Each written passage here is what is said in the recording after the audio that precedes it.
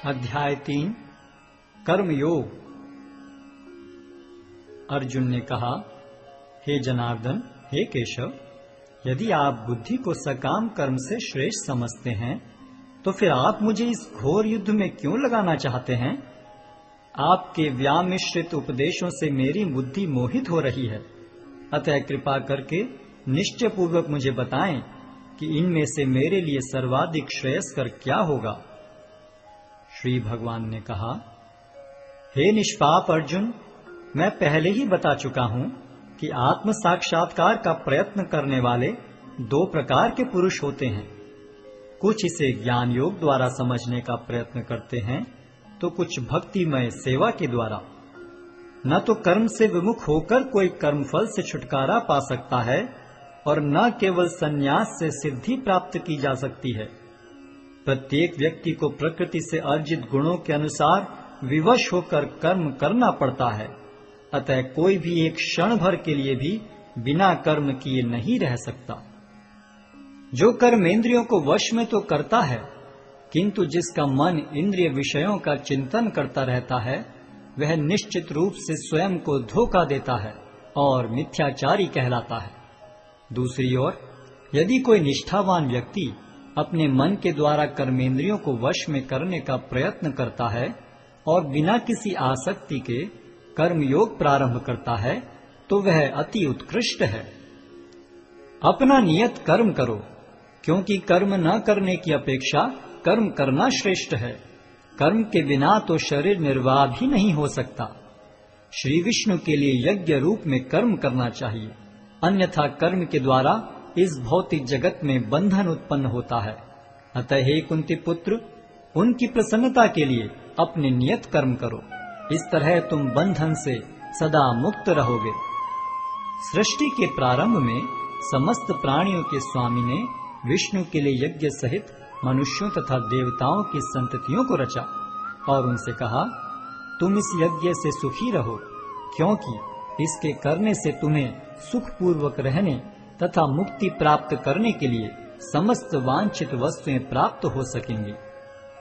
यज्ञों के द्वारा प्रसन्न होकर देवता तुम्हें भी प्रसन्न करेंगे और इस तरह मनुष्यों तथा देवताओं के मध्य सहयोग से सबों को संपन्नता प्राप्त होगी। जीवन की विभिन्न आवश्यकताओं की पूर्ति करने वाले विभिन्न देवता यज्ञ संपन्न होने पर प्रसन्न होकर तुम्हारी सारी आवश्यकताओं की पूर्ति करेंगे, किंतु जो इन उपहारों को देवताओं को अर्पित किए बिना भोगता है, वह निश्चित रूप से चोर है। भगवान के भक्त सभी प्रकार के पापों से मुक्त हो जाते हैं, क्योंकि वे यज्ञ में अर्पित किए भोजन प्रसाद को ही खाते हैं।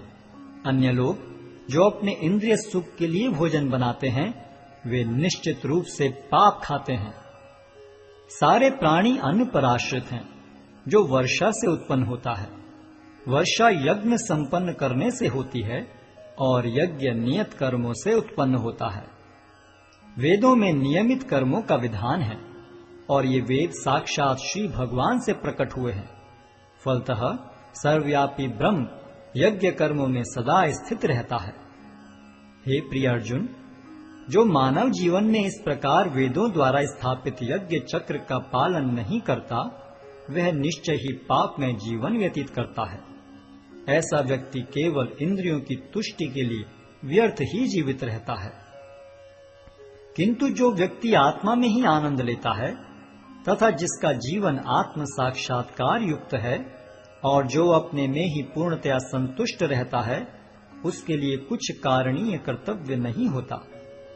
स्वरूप सिद्ध व्यक्ति के लिए न तो अपने नियत कर्मों को करने की आवश्यकता रह जाती है, न ऐसा कर्म न करने का कोई कारण ही रह जाता है।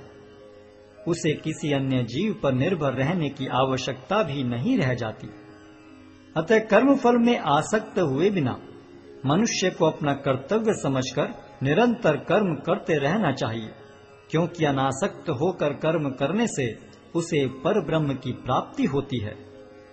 जनक जैसे राजाओं ने केवल नियत कर्मों को करने से ही सिद्धि प्राप्त की, अतः सामान्य जनों को शिक्षित करने की दृष्टि से तुम्हें कर्म करना चाहिए। महापुरुष जो जो आचरण करता है, सामान्य व्यक्ति उसी का अनुसरण करते हैं।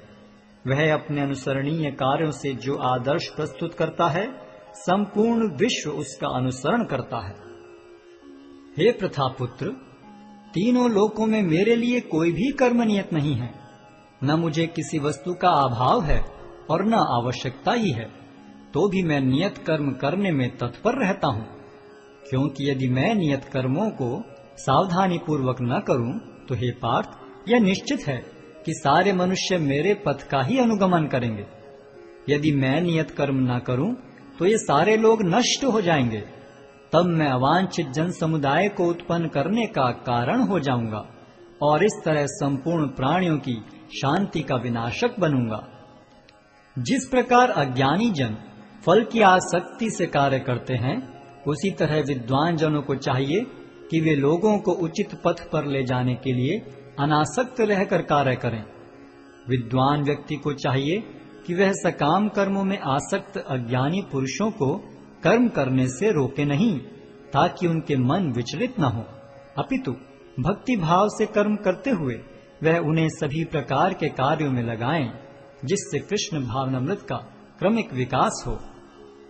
जीवात्मा अहंकार के प्रभाव से मोहग्रस्त होकर अपने आप को समस्त कर्मों का कर्ता मान बैठता है, जबकि वास्तव में वे प्रकृति के तीनों गुणों द्वारा संपन्न किए जाते हैं। हे महाबाहो, भक्ति भाव में कर्म तथा सकाम कर्म के भेद को भली भांति जानते हुए जो परम सत्य को जानने वाला है, वह कभी भी अपने आप को इंद्रियों में तथा इंद्रिय तृप्ति में नहीं लगाता।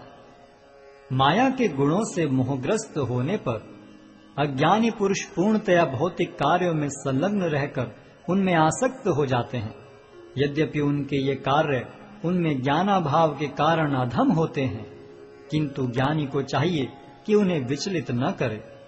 अतः हे अर्जुन, अपने सारे कार्यों को मुझ में समर्पित करके मेरे पूर्ण ज्ञान से युक्त होकर लाभ की आकांक्षा से रहित, स्वामित्व के किसी दावे के बिना तथा आलस्य से रहित होकर युद्ध करो।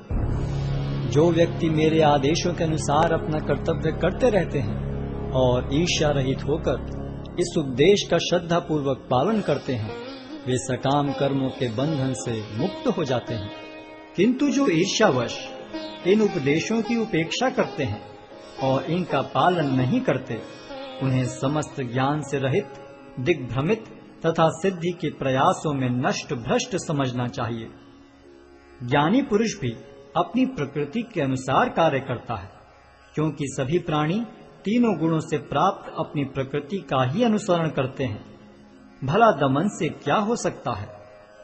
प्रत्येक इंद्रिय तथा उसके विषय से संबंधित राग द्वेष को व्यवस्थित करने के नियम होते हैं। मनुष्य को ऐसे राग तथा द्वेष के वशीभूत नहीं होना चाहिए, क्योंकि ये आत्म साक्षात्कार के मार्ग में अवरोधक हैं। अपने नियत कर्मों को दोषपूर्ण ढंग से संपन्न करना भी अन्य के कर्मों को भली भांति करने से श्रेयस्कर है। स्वीय कर्मों को करते हुए मरना पराये कर्मों में प्रवृत्त होने की अपेक्षा श्रेष्ठतर है, क्योंकि अन्य किसी के मार्ग का अनुसरण भयावह होता है। अर्जुन ने कहा, हे वृष्णिवंशी, मनुष्य न चाहते हुए भी पाप कर्मों के लिए प्रेरित क्यों होता है? ऐसा लगता है कि उसे बलपूर्वक उनमें लगाया जा रहा हो। श्री भगवान ने कहा, हे अर्जुन, इसका कारण रजोगुण के संपर्क से उत्पन्न काम है, जो बाद में क्रोध का रूप धारण करता है और जो इस संसार का सर्वभक्षी पापी शत्रु है। जिस प्रकार अग्नि धुएं से, दर्पण धूल से अथवा भ्रूण गर्भाशय से आवृत रहता है, उसी प्रकार जीवात्मा इस काम की विभिन्न मात्राओं से आवृत रहता है। इस प्रकार ज्ञान में जीवात्मा की शुद्ध चेतना उसके काम रूपी नित्य शत्रु से ढकी रहती है, जो कभी भी तुष्ट नहीं होता और अग्नि के समान जलता रहता है। इंद्रियां, मन तथा बुद्धि इस काम के निवास स्थान हैं। इनके द्वारा यह काम जीवात्मा के वास्तविक ज्ञान को ढककर उसे मोहित कर लेता है। इसलिए हे भरतवंशियों में श्रेष्ठ अर्जुन, प्रारंभ में ही इंद्रियों को वश में करके इस पाप के महान प्रतीक काम का दमन करो और ज्ञान तथा आत्म साक्षात्कार के इस विनाशकर्ता का वध करो। कर्मेंद्रियां जड़ पदार्थों की अपेक्षा श्रेष्ठ हैं। मन इंद्रियों से बढ़कर है, बुद्धि मन से भी उच्च है और वह आत्मा बुद्धि से भी बढ़कर है। इस प्रकार हे महाबाहु अर्जुन, अपने आप को भौतिक इंद्रियों, मन तथा बुद्धि से परे जानकर और मन को सावधान आध्यात्मिक बुद्धि से स्थिर करके आध्यात्मिक शक्ति द्वारा इस काम रूपी दुर्जय शत्रु को जीतो।